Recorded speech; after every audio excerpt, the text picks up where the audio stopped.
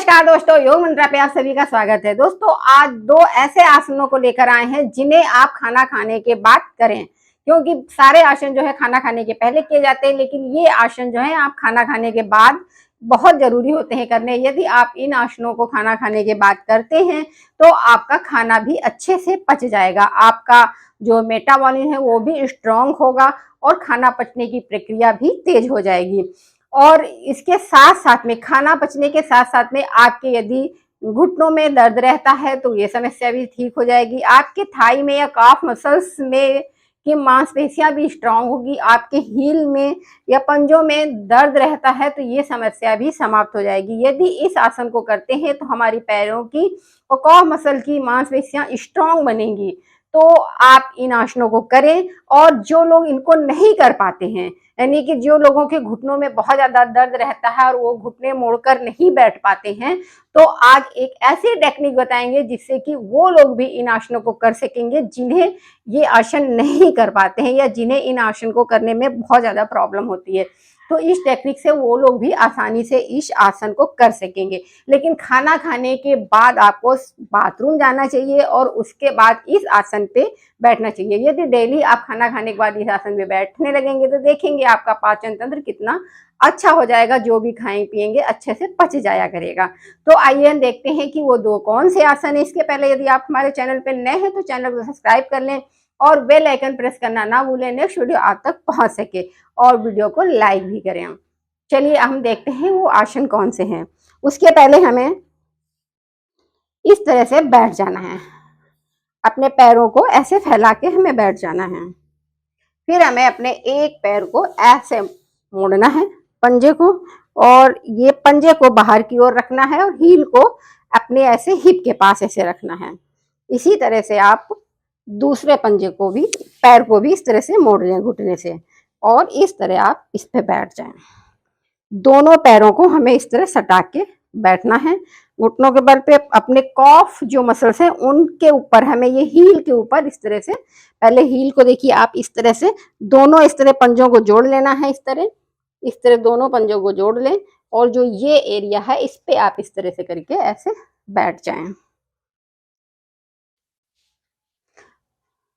तो इससे आपके पैरों में और पंजों की फ्लेक्सिबिलिटी भी बढ़ेगी। और जिन लोगों के फ्लेक्सिबल नहीं है ज़्यादा पैर, उन लोगों को इस तरह बैठने में दिक्कत आएगी, तो उनके लिए भी आगे बताएंगे।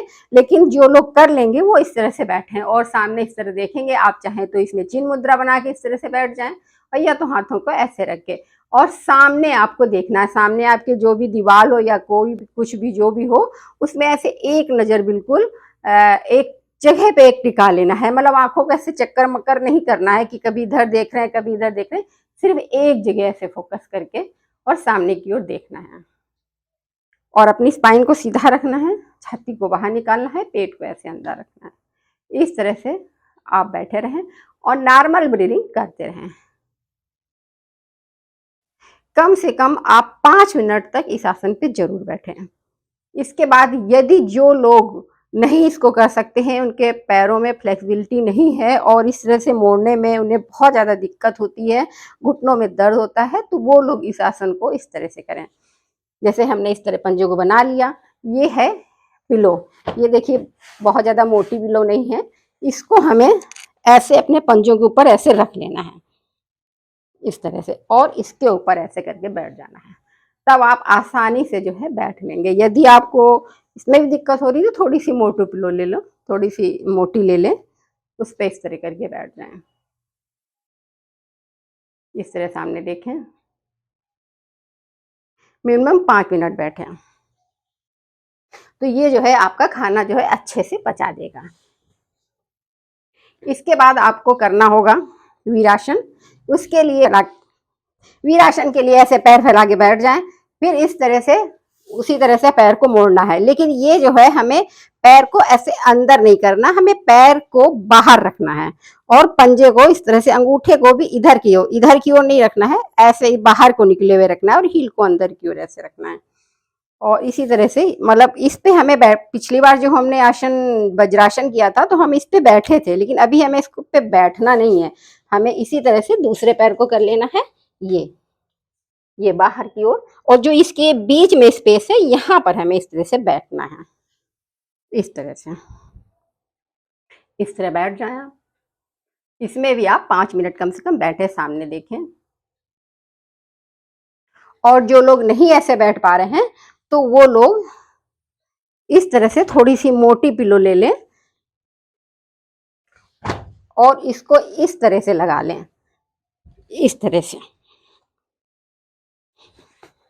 ऐसे लगा के और ऐसे करके ऐसे, क्योंकि ये जो पैर हैं हमारे ये हमें बाहर निकाल के रखने हैं, बाहर की ओर करने हैं, और इस तरह करके हमें इस आसन पे बैठ जाना है।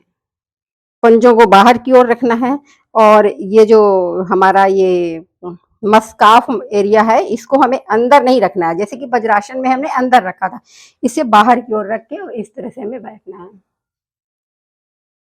नॉर्मल ब्रीदिंग करते रहें।